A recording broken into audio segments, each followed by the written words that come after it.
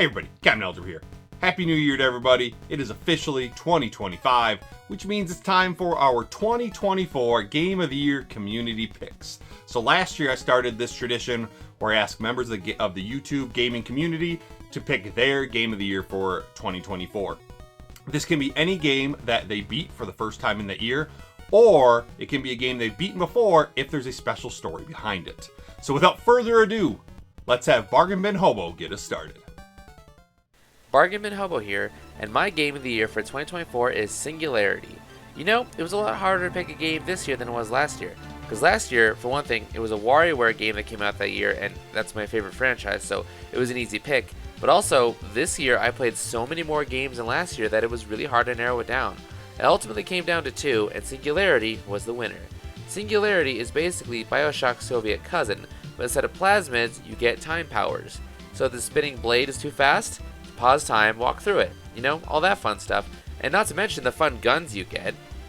A pistol, a shotgun, a sniper rifle, and more, all upgradable. The downside is you can only hold 2 weapons at a time, but hey, you know what? That's not a deal breaker. This game is fun. This game is creepy. This game is just awesome. If you like Bioshock, then you're gonna love this one. Also, like Bioshock, this game's got multiple endings. So you know what? There's replay value. The only thing that could have made it better was a New Game Plus, but you can't have it all, I guess. I highly recommend this game if you like the Bioshock games. Seriously, give it a try. You won't be disappointed. When the captain asked what our game of the year might be this year, I had a couple contenders in mind, and I think I've picked which one I wanted to go with. So what's my game of the year for 2024? It's Stellar Blade. Forget Zelda Echoes, this isn't even close. It's a landslide. First off, let's address the obvious. Stellar Blade is a visual feast. It's not just stunning, it's jaw-dropping.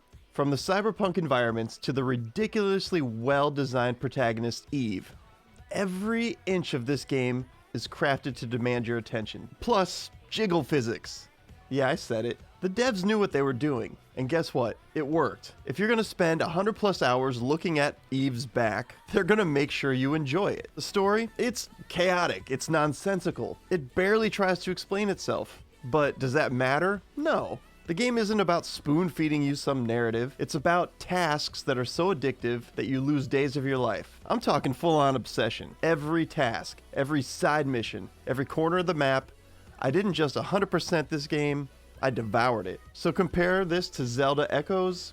Well, Zelda was good, great even, but it played it safe. The story was clean, the gameplay was polished, and yeah, it was a bit too easy. Stellar Blade though? The game grabbed me by the throat. It's not that I just finished it, I dominated it. Zelda was like a weekend fling. Stellar Blade was a full-on addiction. So let's talk about the gameplay.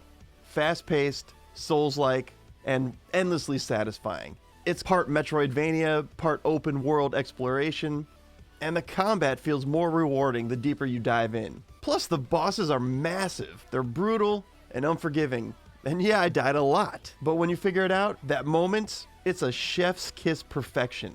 The world here, it's like stepping into a cyberpunk fever dream. Easily one of the best looking games of the year. Not just Eve, though let's be real, she is the star, but the environments, the lighting, the design, the music, it's meh. It's repetitive. You have areas that are really hard, but that frustration turns into pure satisfaction. Every time you beat a boss, every time you solve a puzzle, it feels like a triumph. To me, it's kind of like playing an NES game. If I had to have a gripe, it would be the DLC. It's all cosmetic, and while I'm a completionist, and I want to see how the jiggle physics on every single costume on Eve works, even I won't shell out for DLC for costumes I'll never actually use. Bottom line is, Stellar Blade is my game of the year. If you're into open world, action-adventure games with a punishing edge, this is it. Well, there you have it. My game of the year, 2024. I'm looking forward to seeing what everybody else picks for their game of the year. What's up, nerdlings? What's up, nerdlings? Thank you so much, Cap, for having us on board to talk about our Game of the Year 2024. I've got to say, mine kind of came in a little late, but I'm going with Astro Bot. Hey, it already won Game of the Year, and that's not even why I picked it. Is this game gorgeous? Uh-huh. Does this game sound amazing? Oh, yeah. And does it play like a dream? The funny thing is, one of the biggest complaints that I hear about this game is that it's so much like a Mario game. How's that a complaint at all? It's basically giving you a Mario experience on a Sony system. It's got some good challenging stages and everything too, if you want to go for everything. But best of all is that deep dive history it takes into all of the Sony PlayStation consoles. It is so much fun seeing classic characters reimagined as these super cute little Astro Bots and collecting them. But there is a moment when the consoles all unite and you get this great PS1 startup. I won't say any more than that, but for those who know, you know. My game of the year, Astro Bot, PS5. But where's your game? Well, y'all know me. I can never make a decision on anything. So again, I couldn't decide between two games that I wanted to talk about this year. I'm just kidding, Cap. I'm not going to do that to you again this year. No. But I will say my game is kind of the same game as last year. It's not only is it the only game I played this year, but it is probably going to be my game of the year for a long time, but I am talking about Disney Dreamlight Valley. There's something about this game that is just so much fun. It's, like I said before, it's Sims, it's Animal Crossing, it's Disney, it's everything you want in these games. You get to build, you get to design things, you get to farm things, interact with people. It's just, there's so much to do, and even when you finish the main story quest, they have done an amazing job of constantly releasing new story quests and new people to gather to your island. And they have done an amazing job of continuing to have major DLC packages for you to have, which introduce even new islands to go with your main Disney Dreamlight Valley area. So they just keep going and going and going, which is why I haven't been able to stop, because they won't stop giving me things to keep playing and keep me going so that I can try another game, because I'm like, but they just released this and I'm so excited to play it. And then on top of that, they have little time quests. They're like 30-day challenges where you get to win a bunch of free stuff, and I love free stuff. I just love free stuff. So that's why, once again, Disney Dreamlight Valley is my game of the year, and it'll probably be my game of the year forever. But I do say, Cap, I promise if you invite us back next year, I'll try to think of something else.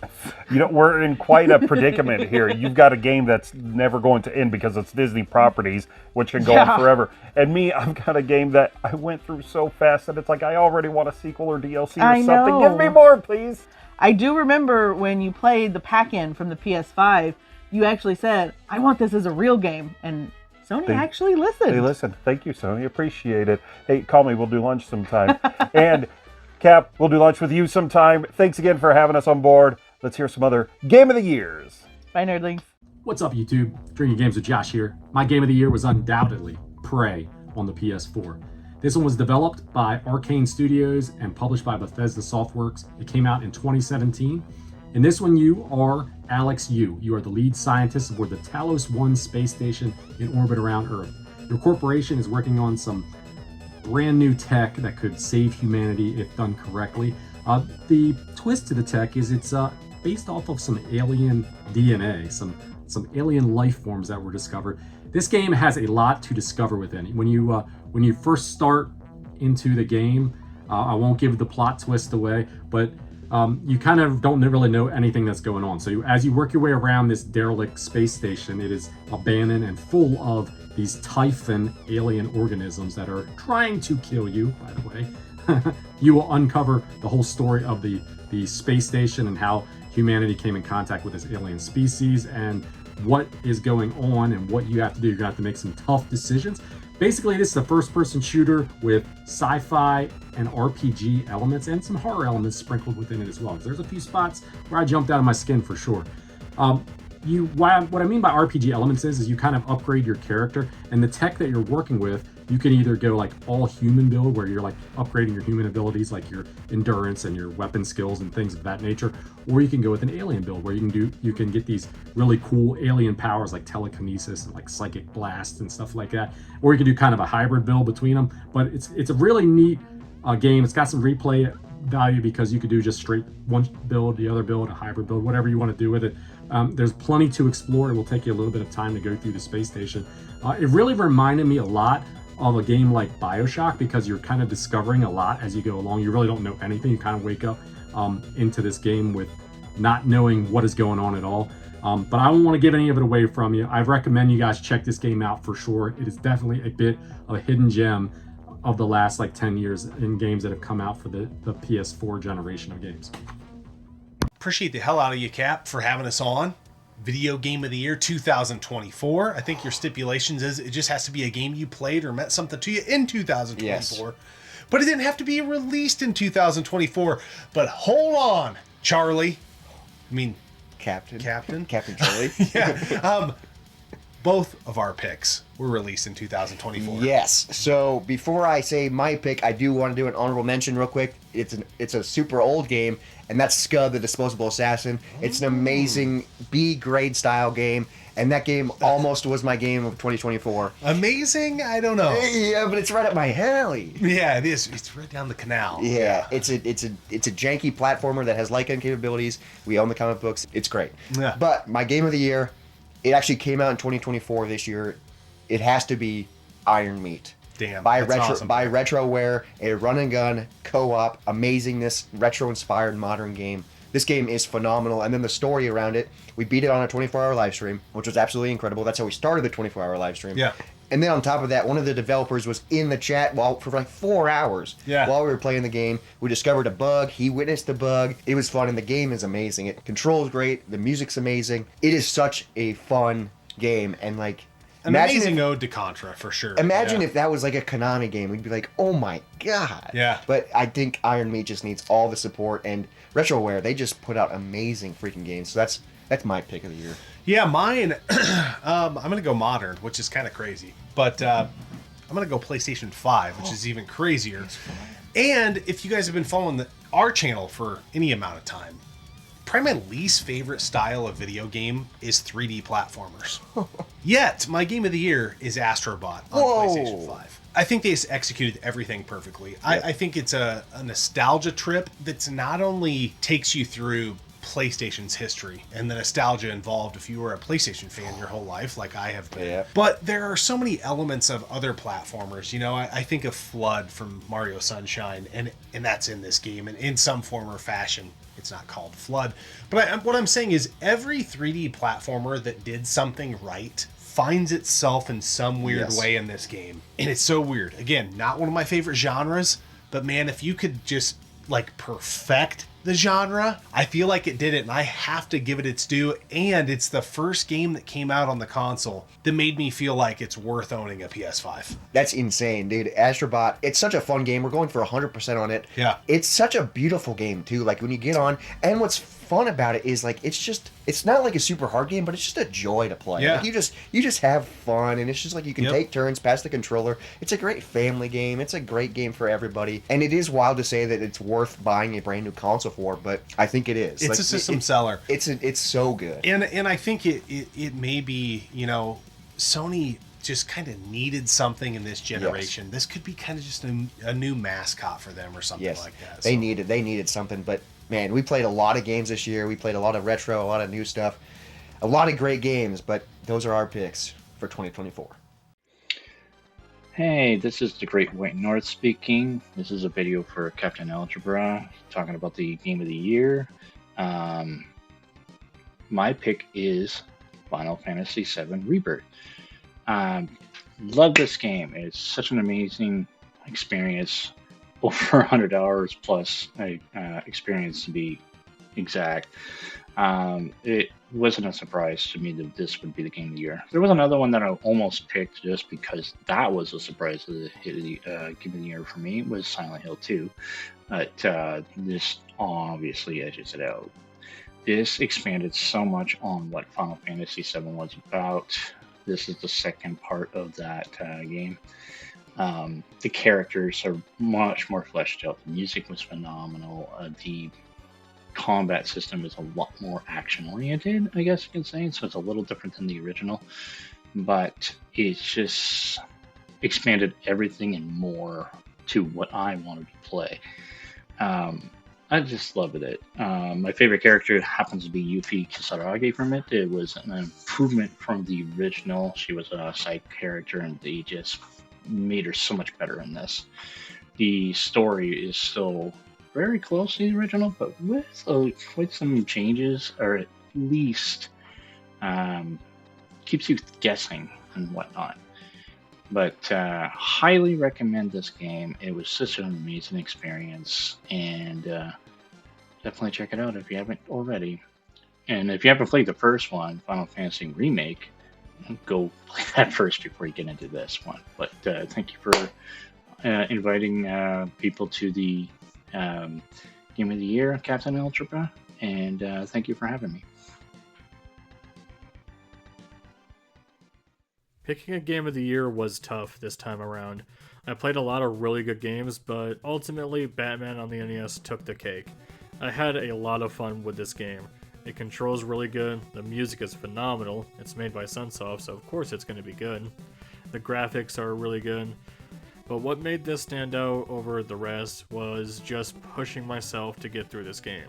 Batman on the NES is a very tough game. Joker is a really tough final boss, and he kicked my ass. In fact, this game kicked my ass. But the one thing I'm very proud of is the fact that I never gave up on this game.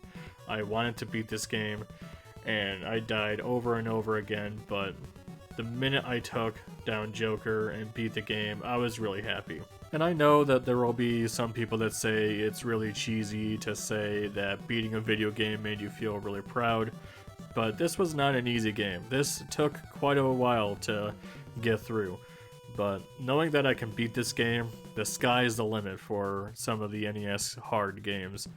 I'm looking forward to checking out some of the other harder games on the library and seeing if I can get through it. I know I can. Anyways, thank you so much, Kat, for letting me on, and I'm looking forward to seeing what everyone else has for Game of the Year. I'll see you next time. What's going on, guys? It's your boy RadBash. Special shout out to Captain Algebra for having me on this collab. He asked us to talk about our Game of the Year. I'm a big horror fan. If you see my channel, I mean, look at me. Obviously, I scream horror. I had to go with a game that was inspired by the classic Resident Evil games. I'm talking old school Resident Evil, not the new first person. And that was a game called Alisa Director's Cut. Let's talk about it. So as soon as I saw this game, being a big horror fan, I instantly thought of Resident Evil, so I was so hyped for it. It finally came to consoles, and I was not disappointed. I sat down with my significant other and we played through it, and even she loved it. You take on the role of Alisa. You're a detective cop lady and trying to hunt somebody down, and while doing so you get trapped in it's basically an oversized dollhouse type thing, but each area is different. So while one area is mansion-ish like Resident Evil, then you're in a circus area the next, or an underground water like level, and then you're like in the gardens. It's super cool, super unique. The music in this game, chef's kiss. I always say music is incredibly important in video games, and this does not disappoint. I went out of my way to buy the soundtrack. It's so good. If you haven't already, it's on everything, I think, and you can get it physically right now on the Switch, or next year I believe it's getting a PlayStation release. So yeah, super good game if you're an old school survival horror fan, or even just like want to try old school survival. This is a really good way to do it. And the look of this game, there's an area I always talk about where you walk down a hallway and it just instantly hits you like, wow, this is a PS1 style game. Like, oh, it's so good. But yeah, if you haven't already, check it out. So there you have it. Have any of you guys played Alisa? Let me know down in the comments below. You guys can find me on my channel, The RadBash Show, or over on the Super Retro Force. But I want to thank Captain Algebra again for having me on. I really appreciate it, brother. Like always, guys, remember, stay radical. We are Retro Rivals. I'm Scott. I'm Jen. We're going to do our Game of the Year for 2024 for Captain Algebra. My game is on the PS5. It is a tactics strategy RPG, Unicorn Overlord. It has beautiful graphics, amazing music, but the gameplay is so addictive. I put about 85 and a half hours into this. I could have easily put in over 100. Do you know what I wanted to ask you when we did our video and I forgot to do it? Do you think it was your game of the year because it was the last game you played? Or had you played it at the first of the year, although it wasn't released at the first of the year, would it still be your favorite? Still my favorite. Still your favorite? Still So, my favorite. Because I went through my entire list. Yeah. Yeah. And it, You know, it it's just stood like, head and shoulders above the rest? by a long shot. I knew you loved it because you couldn't put it down. You I was addicted. You were like, any excuse you had to come down and play the game, you were coming down to play. Yeah. Yeah.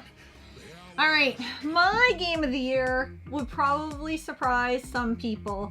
I tend to be a huge horror fan. And there was a huge horror game that released this year, a remake of it, but that's not my game of the year. My game of the year is an RPG as well, and Captain Algebra won't like this because he doesn't like turn-based RPGs, but this is a turn-based RPG. It's Skies of Arcadia. I just can't rave enough about how good this game is. It's not just my game of the year. It's my favorite RPG I've played to date. To date, yes. I haven't played a ton of RPGs. I recommended this one to you. You did recommend it. I ended up buying it for you for Father's Day on the GameCube, and because it plays a little bit different. There's a not all that much more. There's some extra content in it, but I just love the idea of being an air pirate. It's almost a little Metroidvania in some regards, that you're upgrading your ship to get to different parts of the map, to be able to fly lower, fly higher. You have airship battles. It's so addictive, and I couldn't put this one down either. I just kept wanting to play it and wanting to play it and wanting to play it, and I didn't want it to be done, and I knew that's why it had to be my game of the year. So I got a message for Captain Algebra. Yeah. You don't like turn-based RPGs, it's because you haven't played the right one. Yes. I would like to challenge him to play one this year. Maybe he'll cut that into the video, but I would love... Challenge! I would love to see you play one. And then if you really, really, really don't like turn-based RPGs, then maybe they're not for you. But I would love you to play like one of the best ones and then... Get recommendations from the community. Yeah, I'd like to see you push yourself and play one. So that's our games of the year, and we'll throw it back to you. This is Thumb here, amateur going solo. Expert sends his regards. As for my pick for 2024 as my favorite game to play, I know it seems we all love Mega Man 2, and we tend to have that particular game as the go-to Mega Man game to play. It makes sense. It's a really rocking game, especially the tunes. However, this particular Mega Man game really surprised me how mega good it was. One of the many hidden gems on the NES, and it's Mega Man 5. Now, I get it. This game came out around the hype of the SNES, especially with Mega Man X. And yeah, it's another game where you're jumping and shooting. It's a platformer where you're taking your enemies' powers. But then again, like, what's wrong with having another Mega Man game? If anything, there's two cool additions to the Mega Man franchise that Mega Man 5 introduces. You get a really cool robot buddy named Beat. It's a bird robot who shows up once you collect certain letters from each level. The most underrated thing about Mega Man 5 is the addition of the Super Arrow. If you're going for a certain speed in your playthrough, the Super Arrow is it's tons of fun. At first, it kind of drains your bar super fast, but if you pull off a certain strat, you can extend the Super Arrow, and it's really a super fun ride, no pun intended. The arrow also adds some strategy to the game. Like, there's a certain amount of stakes involved. Like, if you mess it up, some weird stuff can happen. Who knows? It's a really clever way of having that new strategy used into the level design. So you could decide if you want to use it or if you don't want to use it. I really like having that choice. One last thing, and it's a hot take in honor of Mr. Matthews. In my opinion, the final Wily Castle theme in Mega Man 5 is better than the Wily Castle theme in Mega Man 2. Ooh boy, that's a hot take. Or is it? Thanks for having me on the Community Game of the Year, Captain. And I hope everyone has a thumbs up year ahead. 26 years ago, the world was sent on a quest. Leave the safety of the forest, battle Deku Scrubs, Stalfos, Keese, Skulltula, and many more. Players were asked to take up their weapons and solve puzzles across the land of Hyrule.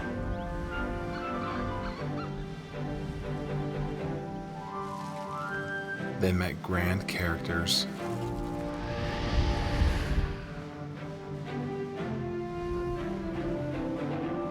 and learned songs that permeated video game music across generations. Finally, they took up the Master Sword to free the Princess Zelda from the clutches of Ganondorf and bring light back to the land of Hyrule. This is The Legend of Zelda: Ocarina of Time.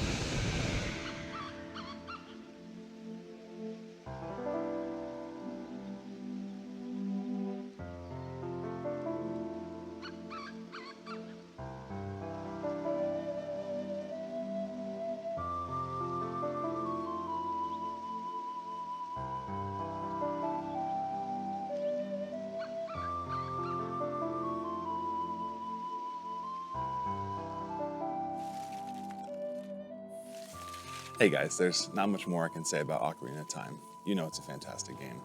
But what really made it my game of the year was having all of you there while I was streaming it. It was a lot like sitting on a couch with a good friend, getting some tips and tricks along the way. So thank you for making Ocarina of Time my game of the year for 2024. I'll catch you on the next wave.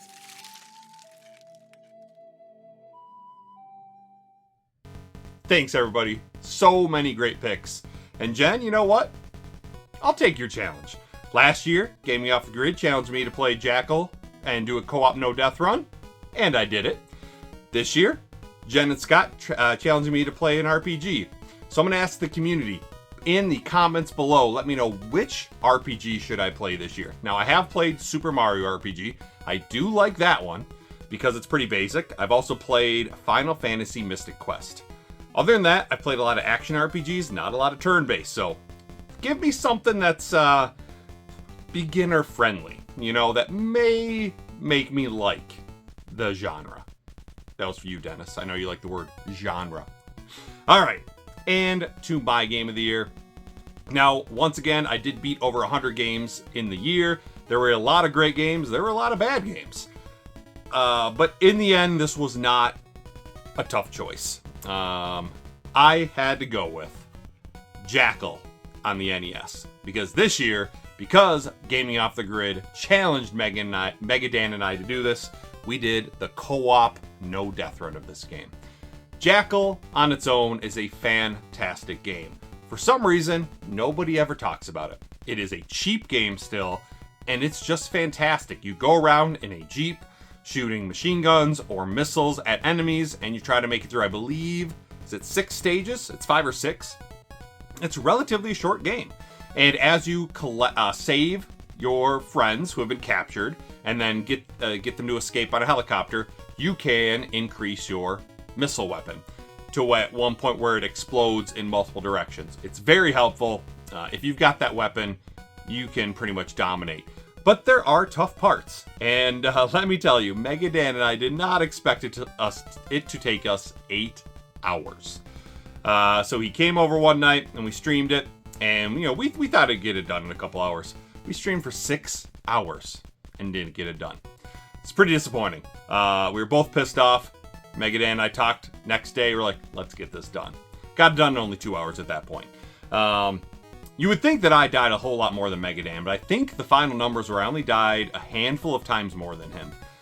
So we were pretty even, but yeah, I could not believe it took us 8 hours to no death run that game.